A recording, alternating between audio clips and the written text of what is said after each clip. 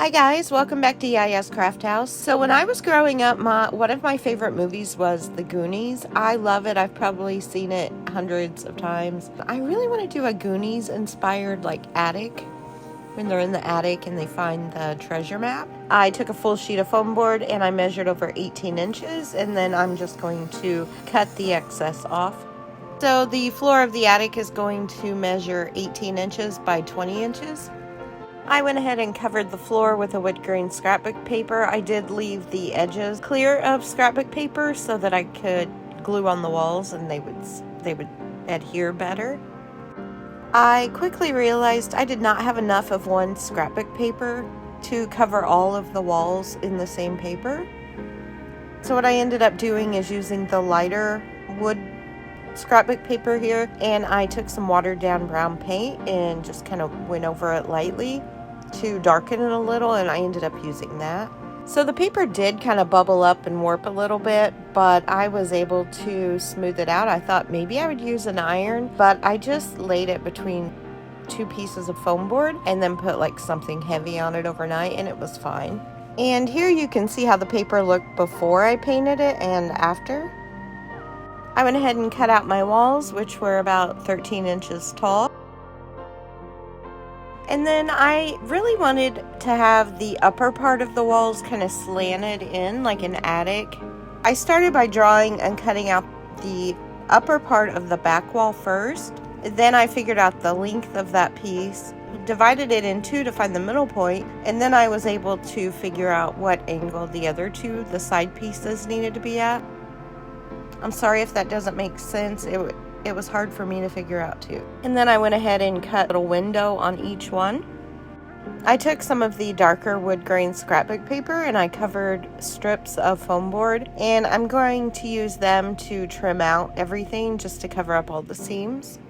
And I know my wrist looks like it's been restrained, but that was actually from carrying grocery bags in, so don't worry about me. I did make a few little boxes. I just used paperboard to make a few little boxes, and some of them I made some rolled up paper as scrolls, and I just tried to bring in some clutter, stuff you would find in an attic, and also stuff that would have been from the museum. And of course I made a little treasure map.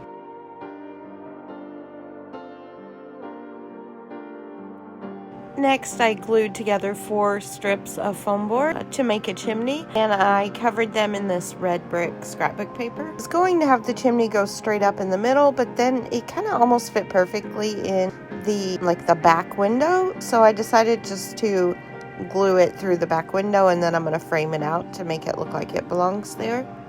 At this point, I was so ready to be done and to move on to the fun stuff like decorating the room and getting the dolls dressed. I did not have a lot of younger male dolls. So one of them is a girl. There's a Peter Pan doll in here. So for Chunk, I did use a female doll. I just pulled her hair back and kind of tucked it in behind. Next up is the older brother, Brandon, and in the movie, he had a dark jacket on with a puffer vest over it, and I did not have a jacket for him, so I just gave him the vest over his sweatshirt. Next up is Mouth, and I used this purple hair Ken doll and just a black t-shirt. I think in the movie he had a graphic t-shirt on, but I did not have one that fit him. And then the jacket he has on is actually a Barbie jacket, but I think it looks okay.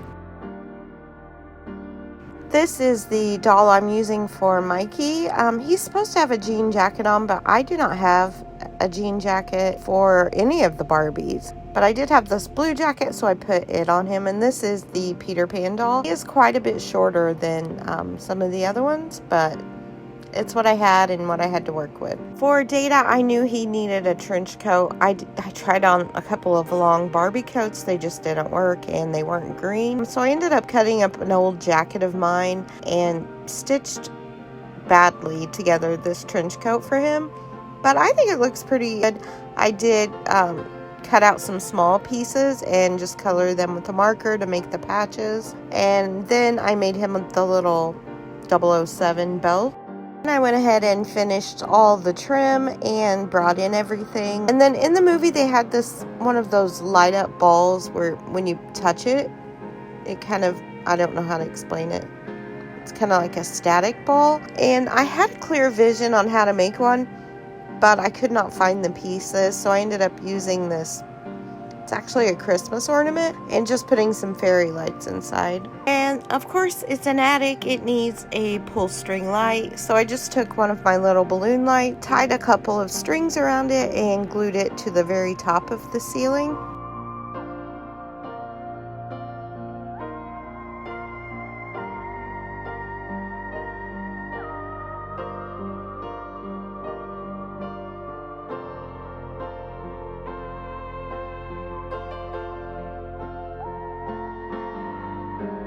Alright guys, thank you so much for watching. If you enjoyed this video, please hit the thumbs up below and subscribe for more videos, and I'll see you back here soon.